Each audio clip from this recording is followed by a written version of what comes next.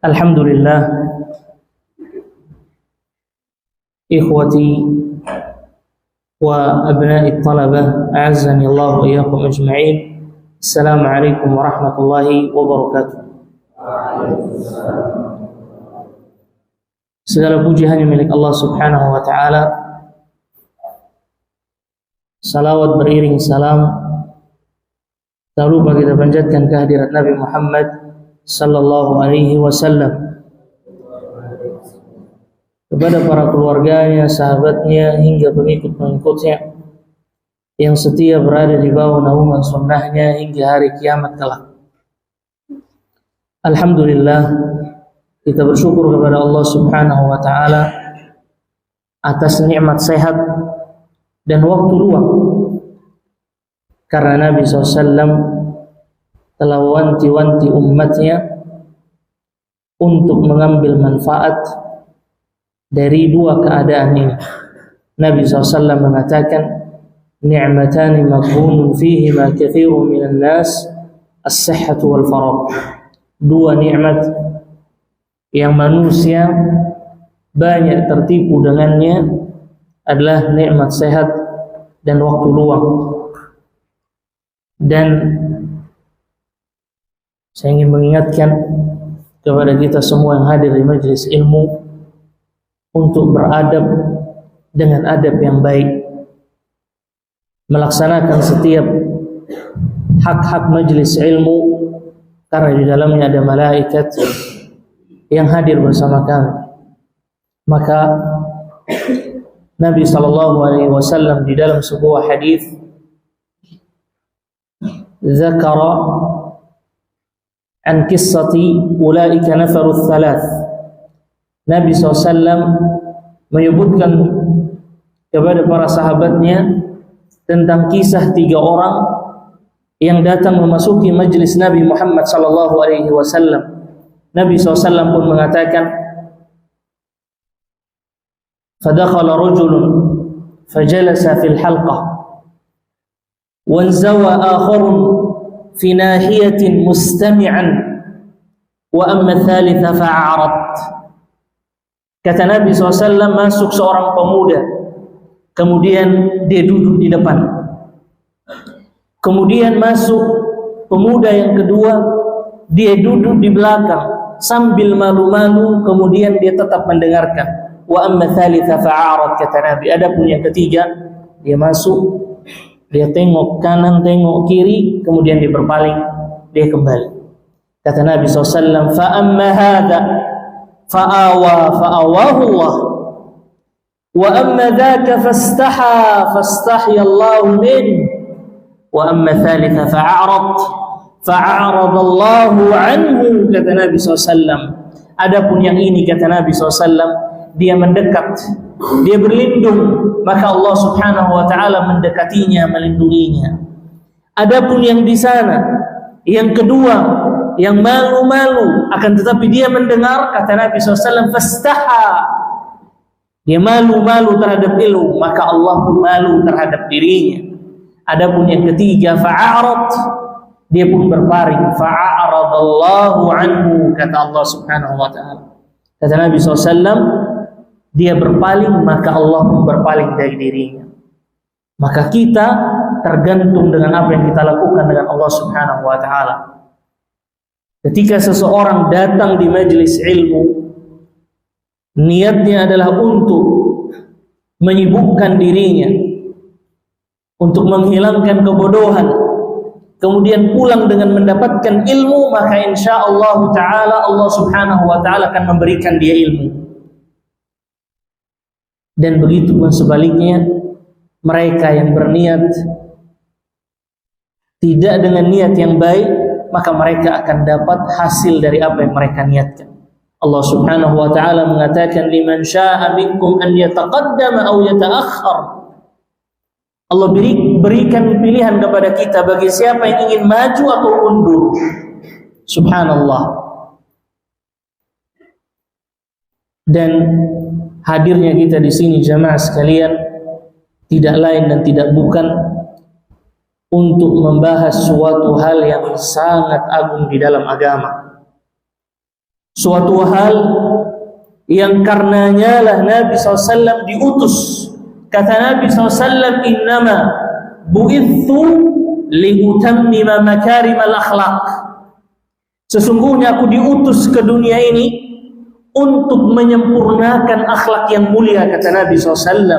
Dan Nabi SAW mengatakan, akmalal mu'minina imanan ahsanuhum khuluqa, kata Nabi SAW. Sebaik-baik orang mukmin, yang paling sempurna imannya adalah yang paling sempurna juga akhlaknya. Nabi SAW tidak mengatakan seorang mukmin yang paling sempurna adalah yang paling banyak hartanya atau yang paling pintar dia.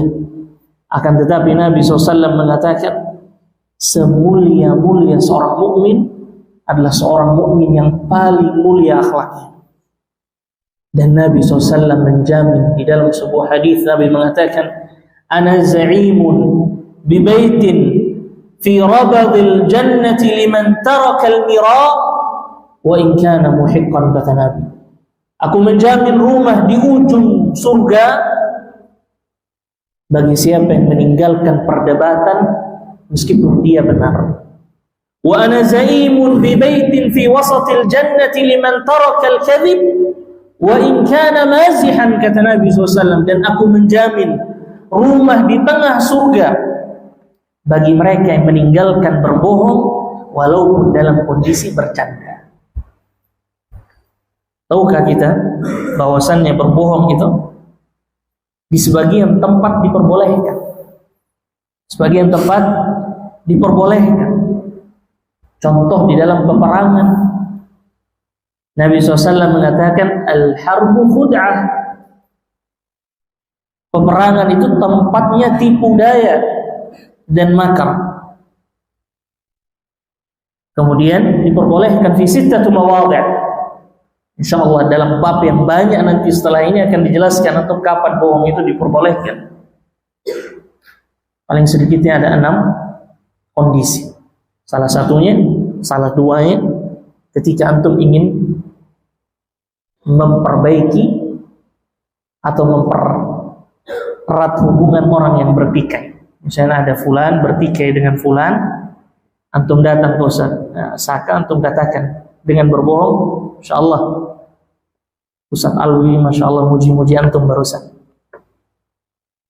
Antum berangkat lagi ke Ustaz Alwi, insyaallah Ustaz Saka barusan muji antum. Padahal mereka lagi bertikai, mendengar kalimat pujian, masya Allah, hatinya langsung nyaman. Alaysa kadzalik, dia maafkan sudah.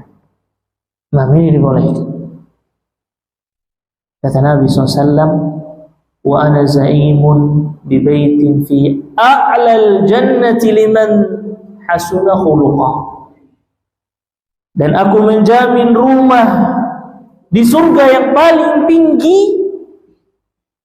bagi yang paling baik akhlaknya. Subhanallah, Nabi menjamin seseorang rumah di surga yang paling tinggi bagi apa? Yang paling baik akhlak dan adab. Allahu Akbar.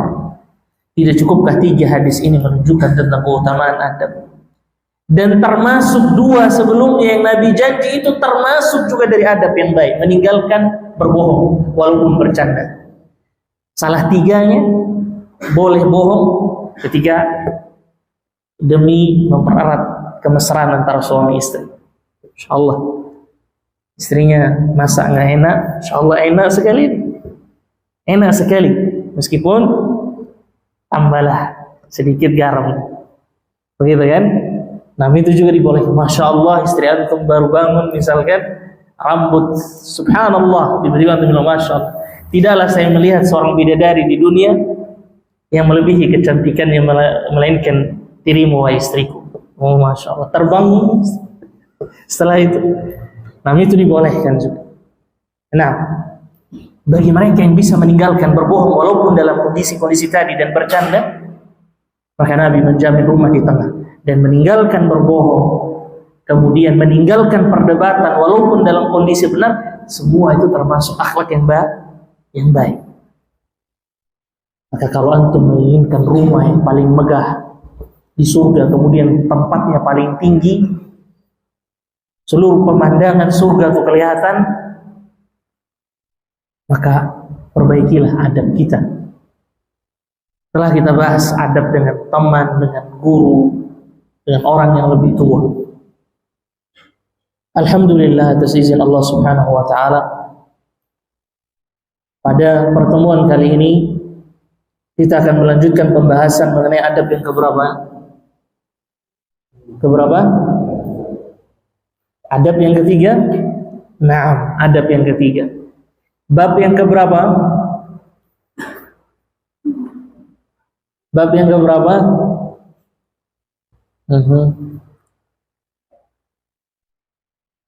Bab yang keberapa, Tegar? 4. Tentang bab apa itu? Adab ketika bertemu. Masya Allah, alhamdulillah ada yang masih ingat. Adab yang pertama itu berkenaan tentang apa? Adab ketika bertemu. Masya Allah, kalau begini jawabannya bahagia rasanya hati. Sah? Tapi kalau Ustaz nanya hal yang gampang saja, semua dia mematu. Naam, mengucapkan salam. Kemudian yang kedua, alhamdulillah, berjabat tangan. Alaysa kadzalik? Masya Allah. 2 ini sudah kita lakukan belum mulai minggu lalu? Musyrif, dilakukan tidak ini? Cross check kita mau. Dilakukan ya. Setiap ketemu dimanapun mereka berjabat tangan. Sampai kata Nabi SAW, wa in halat bainakum jidarun aw syajarun, walaupun kalian dihalangi oleh tembok atau pohon, kalian bertemu salam, assalamualaikum. Dihalangi oleh pohon kemudian bertemu kembali, assalamu alaikum. Subhanallah, adab yang mulia. Begitu besar adab Islam. Sebagian orang merasa risih, barusan tadi kita salaman, masa salaman lagi? Gitu ya Kaisan. Karena dia tidak mendengar hadis yang telah kita bahas minggu lalu, bahwasannya dengan bersalaman itu apa yang terjadi? Apa keutamaannya? Gugur bersamaan dengan itu dosa-dosa kita. Ada di sini yang nggak pernah buat dosa? Ya Allah, kita tempat dosa dan kesalahan. Tiap hari kita durhaka kepada Allah Subhanahu wa taala. Nabi SAW mengatakan, kullu bani adama khata', sigah mubalaghah, ay kathratul khata'. Nabi mengatakan setiap anak Adam berdosa. Dan khata' bukan khata' tapi khata' artinya sangat banyak melakukan dosa. Wa khairul khata'in at-tawwabun, aidan sigah mubalaghah. Dan sebaik-baik orang yang berdosa apa itu? Orang yang sering meminta ampunan kepada Allah. Kalau antum niatkan dengan antum bersalaman ingin Allah Subhanahu wa taala mengampuni, maka dapat pahala yang besar dari Allah Subhanahu wa taala. Kemudian masuklah kita ke adab yang ketiga tentang manil qari'. Naam ya Ahmad. Syekh Ahmad, tafadhal.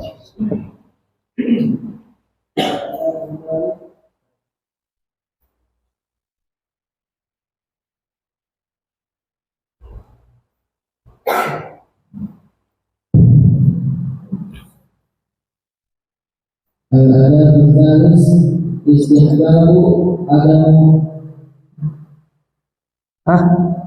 ماذا؟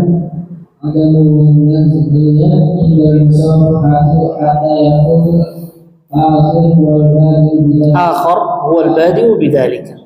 Baik, yang ketiga adalah anjuran tidak melepas tangan ketika kita berjabat tangan hingga orang lain yang melakukannya. Bayangkan, sudah disampaikan tentang keutamaan berjabat tangan. Di antara adab yang ketiga yang banyak hari ini kita tinggalkan, Masya Allah, dari yang tertinggi manusia sampai yang terendah.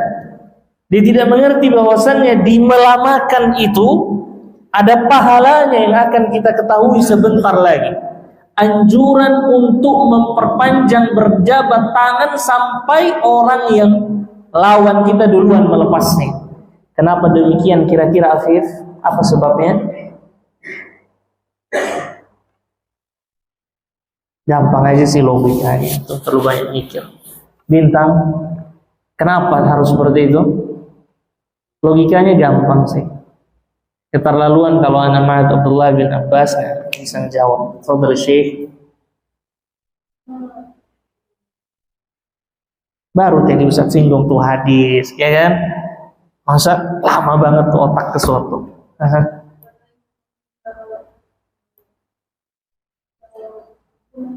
Ya salah, Fawas.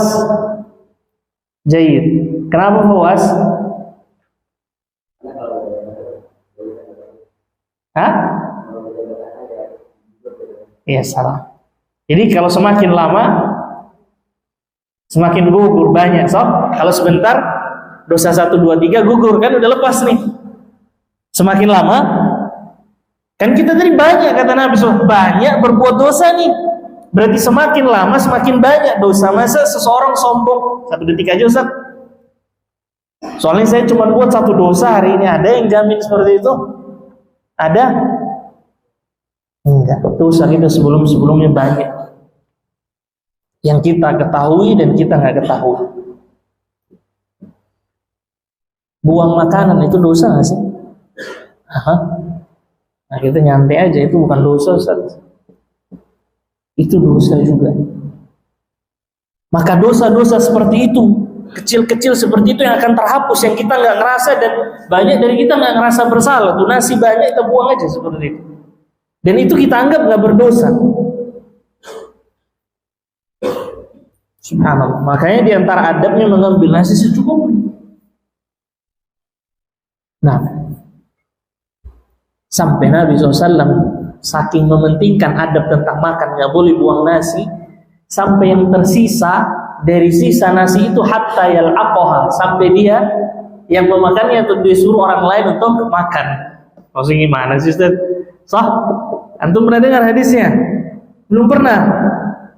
Jadi ketika antum makan itu sisa makanan itu dijilat di tangan. Sama antum, itu adab Islam.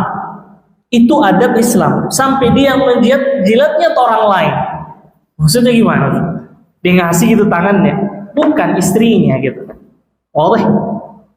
Nah, kalau udah punya istri lagi, ada pahala khusus tuh. Istrinya lagi. Ustaz ini hobi-hobi banget masuk. Bukan begitu memang di hadis. Kalau nggak dia yang hisap, saking harus bersih tuh. Kalau nggak dia orang lain tuh. Kalau dia udah kenyang. Ada, sebentar lagi kita akan bahas tuh hadis.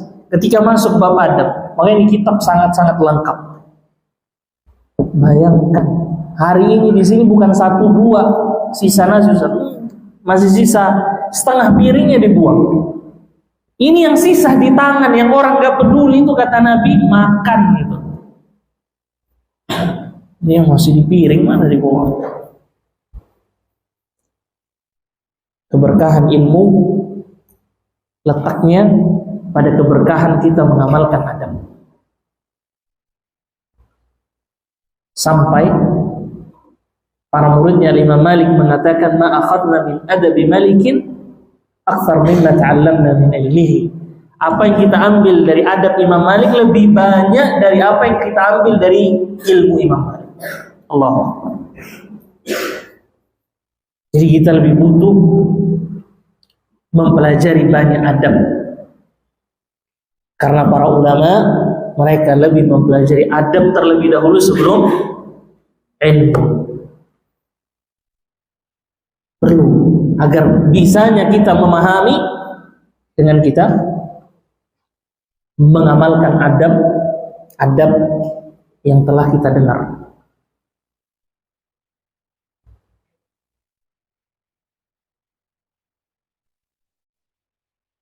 Nah, Jadi inilah adab yang ketiga mengenai anjuran untuk tidak melepas tangan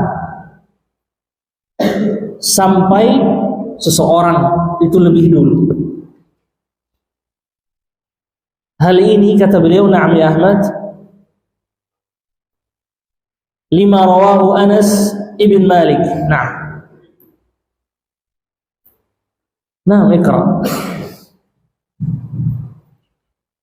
Baik, sesuai dengan, jadi hal tersebut sesuai dengan apa yang diriwayatkan oleh Anas bin Malik radhiyallahu taala an, bahwasanya dia berkata, kana Nabi sallallahu alaihi wasallam idza istaqbalahu ar-rajulu fasafahahu la yanzi'u yadahu min yadihi hatta yakuna ar-rajulu yanzi'u.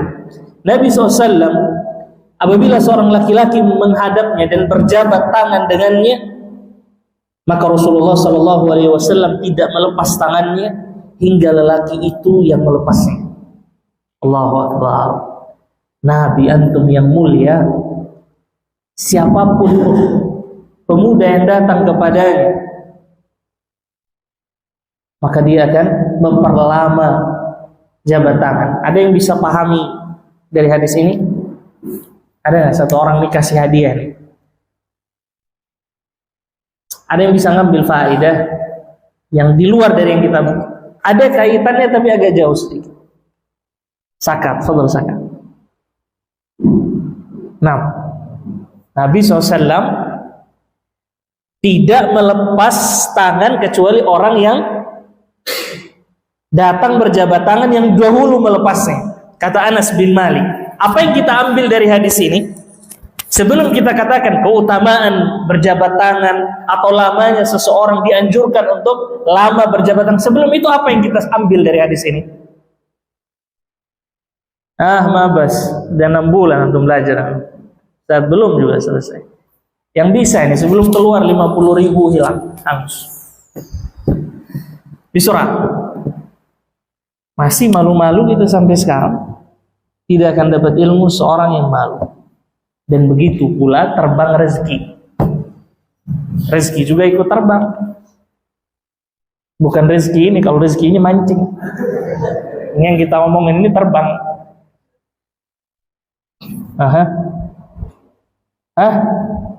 Ada?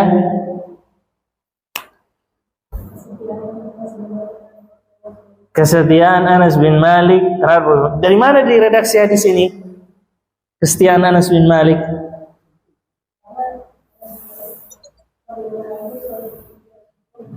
Nah, tapi bukan itu yang kita inginkan. Tidak ada redaksi hadisnya.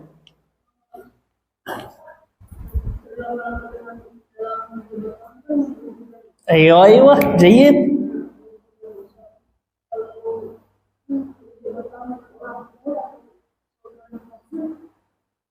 Wallah, ini pertanyaan bukan jawaban.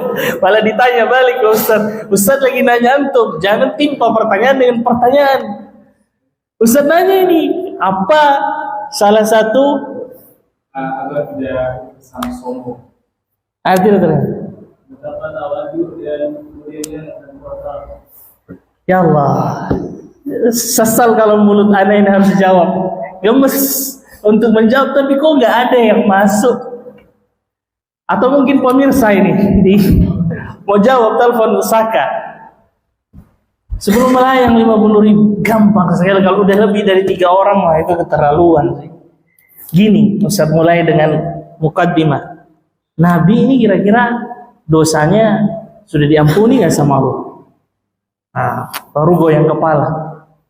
Goyang kepala ini setengah-setengah. Ngerti jawabannya selanjutnya atau masih blank tapi goyang kepala ikut. Oh, goyang kepala. Gitu. Nabi qad ghafarallahu lahu ma taqaddama min dhanbihi wa ma ta'akhkhar. Allah telah hapus dosanya, laisa kadzalik, yang telah lalu dan akan datang. Sudah begitu, masih sejak Allah salaman, beliau bukan yang ngelepas, seharusnya beliau dong. Kan ini yang paling banyak dosa yang di sebelahnya. Tapi beliau ingin mencontohkan kepada kita supaya hari ini Ozil ketika bersalaman dengan orang tuanya dia lebih lama gitu. Karena hanya uzil dengan Allah yang tahu ada dosa atau enggak dengan orang tua. Sah? Alaysa kadzalik? Nah, supaya kita nih umatnya yang mengaku menjadikan Nabi SAW suri tauladan, ngikutin tuh Nabi. Gak ada hujah lagi.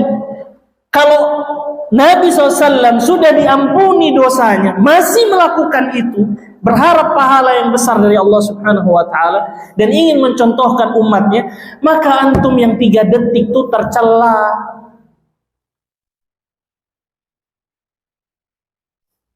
Yang sombong-sombong, gini aja Ustaz, lepas, tercela.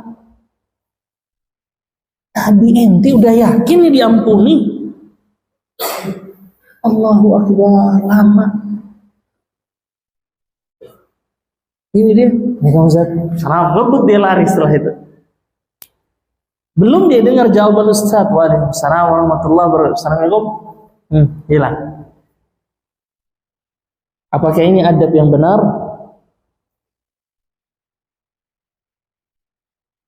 Bayangkan Nabi SAW. Jadi di dalam hadis ini terdapat anjuran yang pertama untuk memperlama jabat tangan yang dilakukan oleh kita. Pertanyaannya, Ustaz, mau ditulis sama hebat penulisnya, jarang ada buku seperti ini. Dia syarah kemudian dikasih pertanyaan. Mana pertanyaan itu? Masalah tuh, permasalahan. Supaya antum nggak nanya, dikasih duluan pertanyaan. Pertanyaannya kata beliau, "Lau tasafaha, madza qala? Lau tasafaha ithnani wa atala al-mu'aqadah faman yanzi'u awwalan."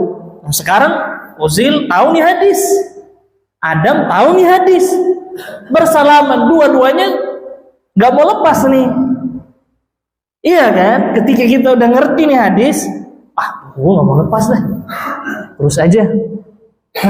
Gua mau makan, nggak mau lepas. Terus bagaimana nih adab yang benar ketika saya ingin melepas? Lepas dimarah sama Ustaz Abdul Rahman. Mau Ustaz Abdul Rahman lihat? Lihat, tenang aja. Cepet-cepet dengan kita nih. Gitu kan? Kata beliau jawaban.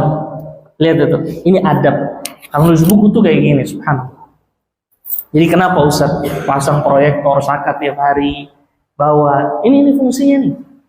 Biar Ustaz ngejelaskan, antum masih buta huruf terhadap kitab, penulis, bagaimana cara nulis.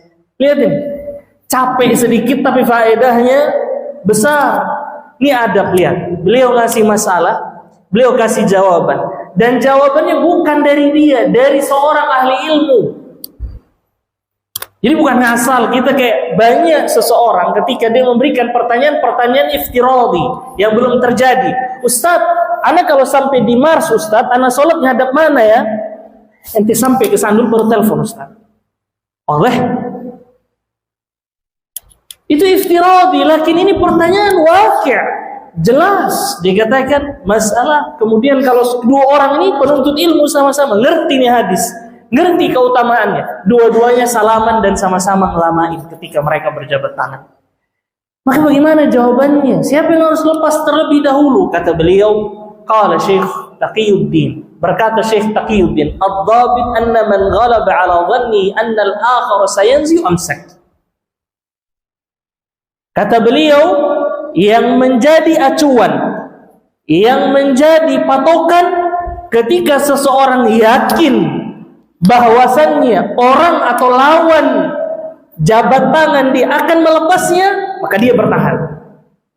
Bagus banget. Dia mulai dengan ini cara penulisan. Ad-dhabit, patokan, anna man ghalaba 'ala dhanni. Siapa yang punya dugaan kuat bahwasannya lawan dia sayanzi, lawannya yanzi'u ya'ud ila al-akhar, kepada lawannya, dia yang duluan melepasnya, maka dia amsaka, maka dia bertahan. Misalkan nih, anak salam sama Ustaz Sakat, anak yakin dia lepas dulu nih, saya bertahan aja. Paham ini? Karena dia orangnya lepasan.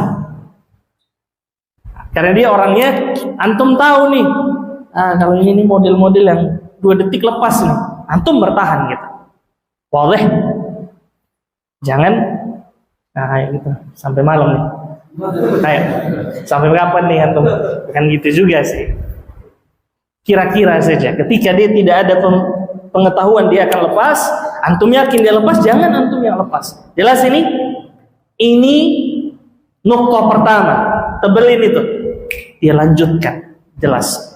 Wa illa falau istahabbal imsak li kullin minhuma afdha ila dawamil mu'aqadah. Kalau seandainya tidak ada yang tadi itu, tidak ada keyakinan dia ingin lepas, maka kedua-duanya dianjurkan untuk memperlama.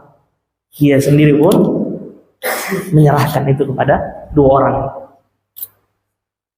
Artinya apa? Artinya memang ini dianjurkan, kata beliau Syekh Taqiyuddin dan penulis muallif. Bukan hanya sekedar dia nulis tanpa ada dalil atau perkataan para ulama. Memang dianjurkan untuk memperlama. Kata beliau, kalau nggak ada keyakinan, lamain aja. Kalau antum nggak lagi buru-buru. Lakin taqyidu Abdul Qadir hasan. Akan tetapi ada nih penjelasan dari Abdul Qadir baik, kata beliau, anna nazi' huwa al-mubtadi. Bahwasannya kalau dua-duanya sama-sama lama, penjelasan dari Abdul Qadir yang merupakan penjelasan yang baik atau tambahan dari beliau mengatakan orang yang terlebih dahulu melepas, orang yang lebih dulu berjabat tangan. Jadi ketika saya yang mengajak berjabat tangan, maka sebaiknya antum juga yang lepas. Kalau dua-duanya punya keyakinan gak mau lepas. Jelas ini? Karena pada dasarnya kita sama-sama mau lama, tapi kalau udah kelamaan nih, yang memulai tadi untuk berjabat tangan, dialah dulu yang melepas. Karena itu lebih sopan. Wadih, ana yang ngajak antum sah. Nah, sebaiknya ana yang lepas. Jayyid, agar tidak terkesan, karena sama-sama tahu nih masalahnya, kecuali orangnya nggak tahu. Ketika antum lepas, orangnya nggak tahu hadis ini, ya dianggap biasa. Ngapain lama-lama? Malah dibilang gitu oleh si kedai. Antum ketemu orang di mall salaman, naik tangga, eskalator gini terus. Ya sih, dia akan bingung. Ini ketika orang tahu, jadi pembahasannya muncul setelah pembahasan ini. Artinya masuk ke pembahasan kedua ini sudah tahu. Dawamil mu'aqad. Berjabat tangan keduanya udah ngerti nih hadis.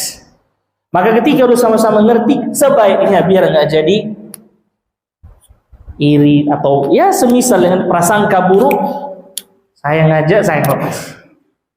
Wadih ada? Lihat penjelasan para ulama adil dan lebih selamat di dalam hati, tidak meninggalkan perasaan luka. Itu kalau kalangan menuntut ilmu. Kalangan orang biasa malah diputar pemahamannya. Semakin antum lama mau ngapain antum? Lepas, malah dimarah antum. Lihat itu perbedaan orang yang berilmu dengan yang enggak. Orang yang berilmu ketika melakukan di atas ilmu dia mengerti, ada pahalanya. Tapi orang yang enggak berilmu bisa yang benar yang dianjurkan malah jadi suatu hal yang bisa menimbulkan marah atau pertikaian. Nah, ini sulit kalau kita bermuamalah dengan orang yang enggak berilmu. Nah, makanya gencar untuk menyebarkan ilmu ke masyarakat agar tidak utang.